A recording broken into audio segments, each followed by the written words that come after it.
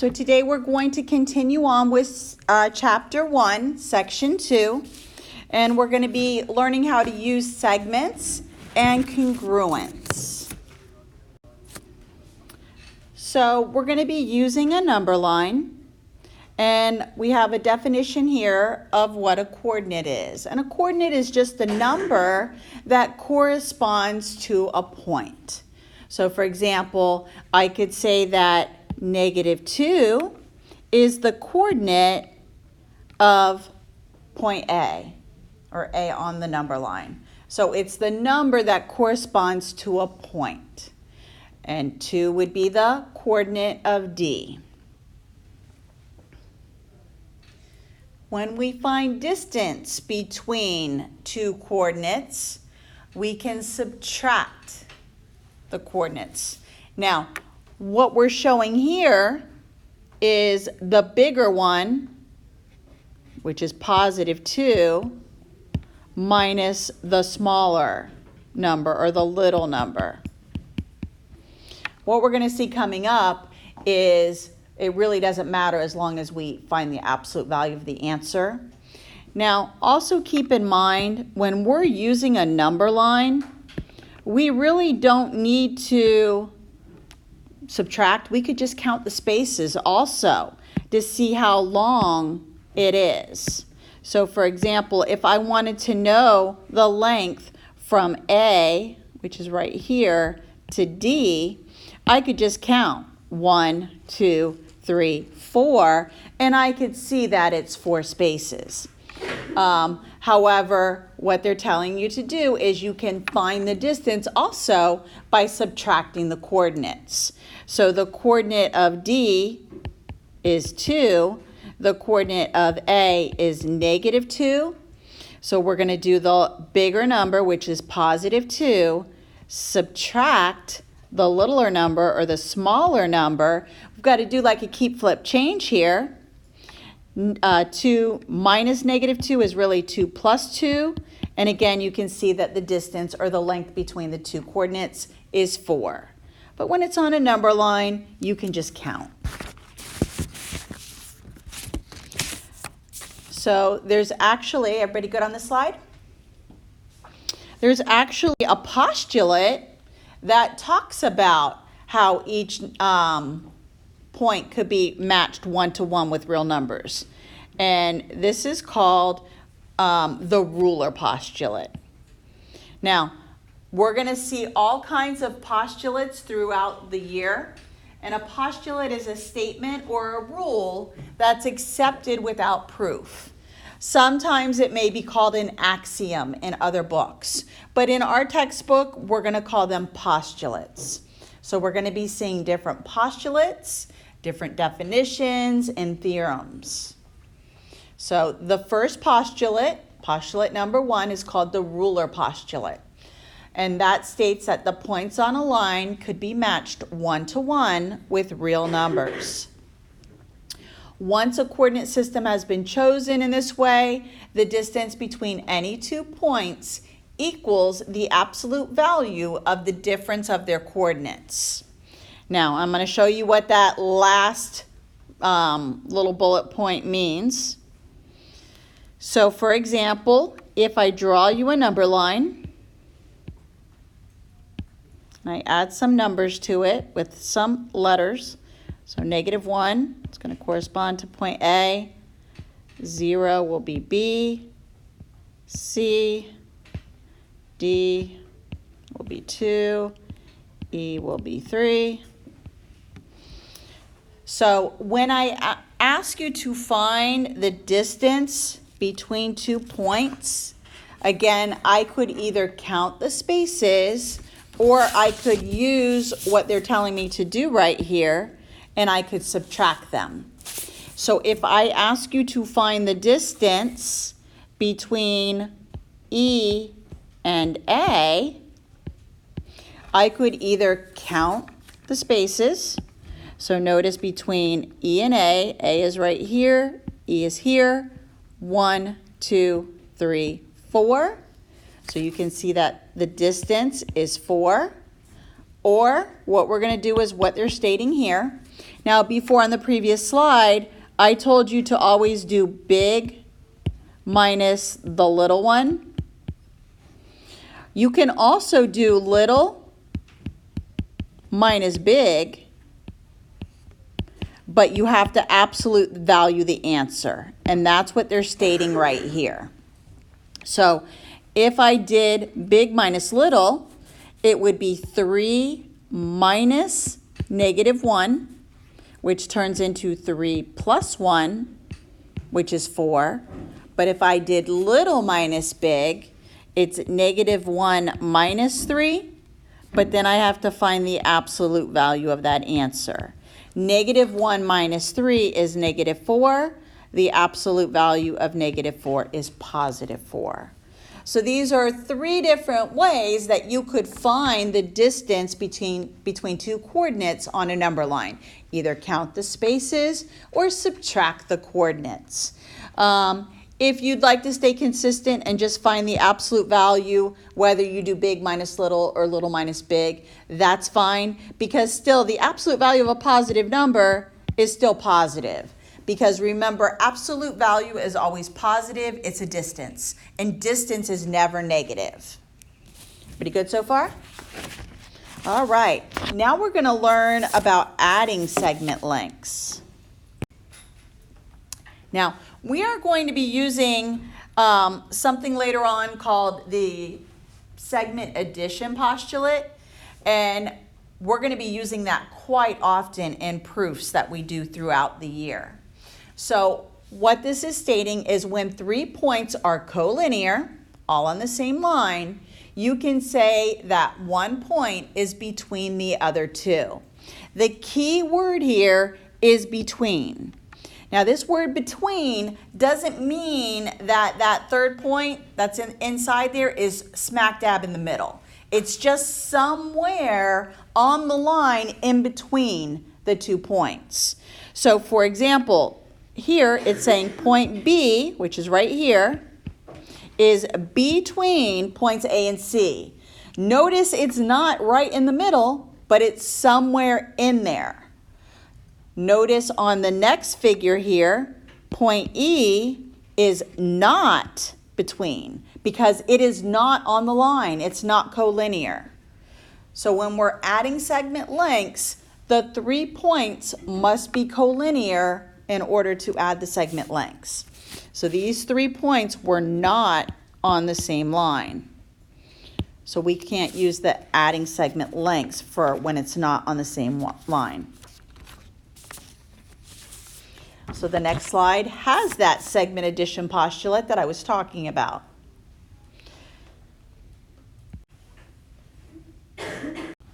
So here we go. This segment addition postulate we are going to use quite often when we start our proofs. Now, when we're writing our proofs, if you would like to abbreviate this as SAP, that's okay. So segment addition postulate. When we're going through and learning these postulates and theorems, they're going to be numbered. Now, the numbers aren't important to you. What the postulate states is what's important, because in every textbook, they may present the theorems and postulates in a different order. So for our textbook, postulate number 2 is the segment addition postulate. Maybe in somebody else's textbook, maybe they introduce this as the first postulate. So they would call that postulate number 1. So you don't need to memorize that postulate 2 states this. Just know what this segment addition postulate does. Okay? So what this is stating is if B is between, here's that word again, A and C, then we can state that segment AB plus segment BC equals the whole line, AC. So what they're saying here is this little piece plus this little piece makes up the whole line, which is AC. So we add piece by piece to make a whole piece. And again, these segments that we're adding together, they don't need to be equal pieces. Could be a little piece added to a big piece to make an even bigger piece. So let's go ahead and we can try to add some numbers to this figure just so we can see how it works. So for example, let's say I stated that AB is going to have a length of 3 and BC could have a length of 2. So if I go back here and I add 3 plus 2, this is how I can figure out how long AC is. Because little 3 plus 2 will give me 5. And I'll try another one. I'll draw another number line for you, and we'll put in some numbers. Because we could also work backwards. Let's say they gave me the length of the whole thing, and then one of the pieces. I could use that whole piece and the little piece and subtract them to find the other little piece. So let me show you what I mean by that. So let's say we have another line. And again, I'm going to put the same letters, A, B, and C on it. So A to B to C. And again, I'm going to use this segment addition postulate. So I'm going to use that AB plus BC to figure out how long the whole line is, AC. Now I'm going to give you the length of the whole line. I'm going to tell you that the length of AC, so from here to here, is going to be 10. And then I'm also going to give you the length of AB. And I'm going to tell you that this length from here to here is going to be 6. How can we figure out what the length of BC is? So if I put it into the segment addition postulate, if I put the 6 up here, and I could say BC is X, and now I can figure out what BC is because I'm going to solve 6 plus X equals 10, subtract 6, and X, which is the BC, is going to be 4. So you can work backwards also when they give you the whole length and the other piece, just by subtracting. So the length of BC is equal to 4. So that is your second postulate. Number 1 was the ruler. Number 2 is the segment addition postulate. And again, we will use that segment addition postulate a lot. Let's try another example. Now, notice there's no picture here. I highly recommend give yourself a visual. Draw yourself your own picture. Again, notice the key word here is between. So J is between I and K. So when I draw my line, J is going to be inside here. So I'm going to draw I and K, and then I'm going to put J somewhere in here. It doesn't have to be smack dab in the middle. It just has to be in between. Now, notice this time I'm not giving you numbers. I'm giving you expressions. So I need to write an algebraic equation using these expressions. So again, remember the segment addition postulate states that if I take this segment, IJ,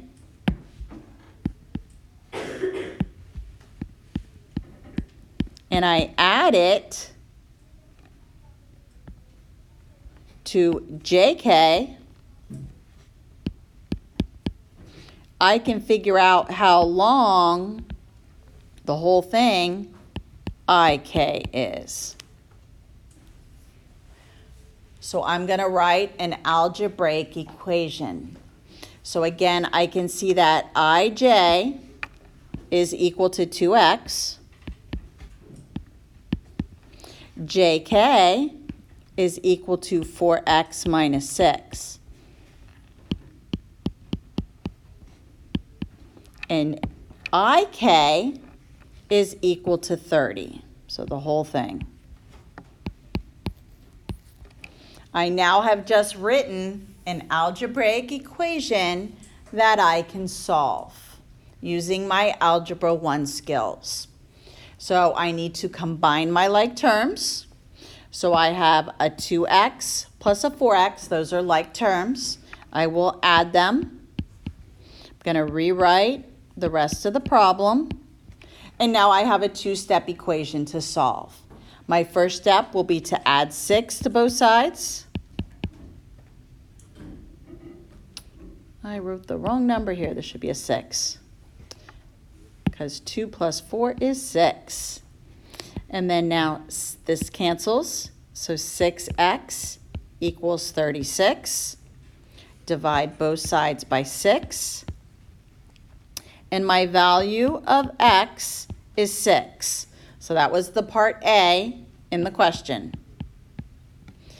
Now, not only does it want me to find the value of x, it also wants me to go back and find out how long each one of those pieces are. So I'm going to go ahead and take what ij is, which is 2x. So ij is 2x. I'm going to substitute the value of x, which is 6, in for the x, and multiply.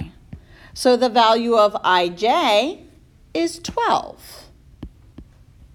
Now, technically to find jk, I could do 30 minus 12 and figure out what that blue part is, or I can also substitute. jk is 4x minus 6.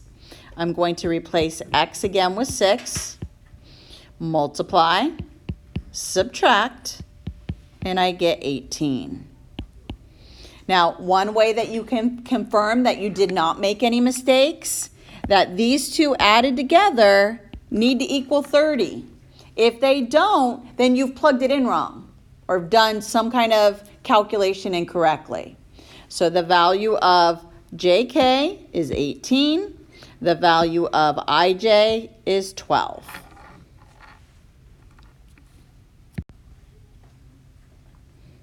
The next thing we're going to talk about is congruent. We are going to be referring to the word congruent a lot throughout the school year. So the definition of congruent are two objects that have the same size and shape. Congruent segments are going to be line segments with the same length. Now, the symbol for congruent, it looks like an equal sign with a wave on top. You might also think of that little wave as like an ñ in Spanish, okay? But this is the symbol for congruence. And when we refer to congruence, like segments, we don't need to know the exact value. We just need to know that those segments are the same. So when we're talking about equal lengths, we're talking about we know the measure of the two segments. But if we're talking about segments that are congruent, we just know that they're the same size. Okay, so this symbol, the equal sign with the wave on top, is congruent to, and then just the equal sign is equal to. Now, when we get into triangles, you're going to be seeing tick marks. Now, there's also tick marks, or these little red marks right here. These are called congruent marks or tick marks. So whenever you see that on a figure or on a segment, this tells you that this segment AB is the same length as CD because it's got the same kind of marking. We're going to see these in all of our shapes. So for example, if I have two triangles, and if they have, let's say they're both equilateral. Notice they all have the same type of marking on the sides. This shows that these sides are all the same. And I can also put congruency marks on angles. So these would be two equilateral triangles. let's say I had two isosceles triangles. Again, to tell if something is congruent or not, you're going to look for the markings. So let's say this side and this side are the same. This is an isosceles triangle. And over here, and then I could show you that this base side is the same. So you would match markings. And you can see what side matches with what. So these little markings around the angles and on the sides are called congruency marks or tick marks. And that's how you can tell if a figure is congruent or not. Now, keep in mind that in geometry, you can't assume anything, okay, unless it's got a congruency mark or if it's got a number. If you just saw two triangles sitting side by side, and let's say it was sitting like this, and this one had a right angle marked, and this one was sitting right next to it, and it didn't have the right angle marked right here, you could not assume that those are congruent without having markings all over the figures. So in order for two figures to be congruent, you would have to look for clues. Either they would have numbers on the sides, and then maybe tick marks. Once you saw something like this, you could go back and conclude, hey, these two are congruent angles or congruent triangles because they have all the same marks. Good? All right. Last slide. Yesterday I talked about those wonderful sometimes, always, and never questions. Remember that? Here we go, our first exposure. Remember the sometimes, always, and never questions? They're like true, false on steroids. Okay, so they're going to be a little bit more challenging than a true, false question. True, false, 50-50. This, you got three options here. So let's look at the first one. It says the length of a segment is blank negative. Sometimes, always, or never. So is the length of a segment always negative, sometimes negative, or never negative? Never. Okay, we will never have a negative segment. We're never going to measure something in negative numbers. Okay, same thing with the angles. So distance is never negative. So a length of a segment will never be a negative number. So keep that in mind whenever you're taking a test or a quiz. If you get a negative segment or a negative angle, you've done something wrong. Okay, and you might want to go back and redo the problem. The next one. If point S is between R and V, then S sometimes, always, or never lies on RV. Always. Beautiful. Okay, that keyword was between. And the last one, a coordinate can sometimes, always, or never be paired with a point on a number line. And this one is also always. So you can always pair a coordinate with a point on a number line. That is what your ruler postulate states. So don't always think that, oh, I'm going to give you one of each. One sometimes, question, one always, one never. Anything can go. And then also keep in mind, you know, when we take tests and quizzes and you see this, don't think that because my DE period gets, you know, all sometimes and you guys get a mixture, anything can happen. So just know that we can change this up pretty easy. All right, so that is lesson 2. Now, this homework is due, let me see what day it's due. I'll take a peek. Okay, so the homework for lesson 2 is due on Friday. So what I want you to do now is work on the 1-1 homework if you haven't finished it. You can also work on those warm-ups if you need something to do for 1-1. Because what we're going to do in class tomorrow is we're going to go over the warm-ups when you come in. And then tomorrow, I believe there is the meeting. So we'll try to do the warm-ups for 1-1. And then if there's time, I'll take any questions also. So go ahead and start your homework. And if you have questions, come on over and I'll help you out. If you're having problems with Canvas or any other questions about the school, let me know. That's it.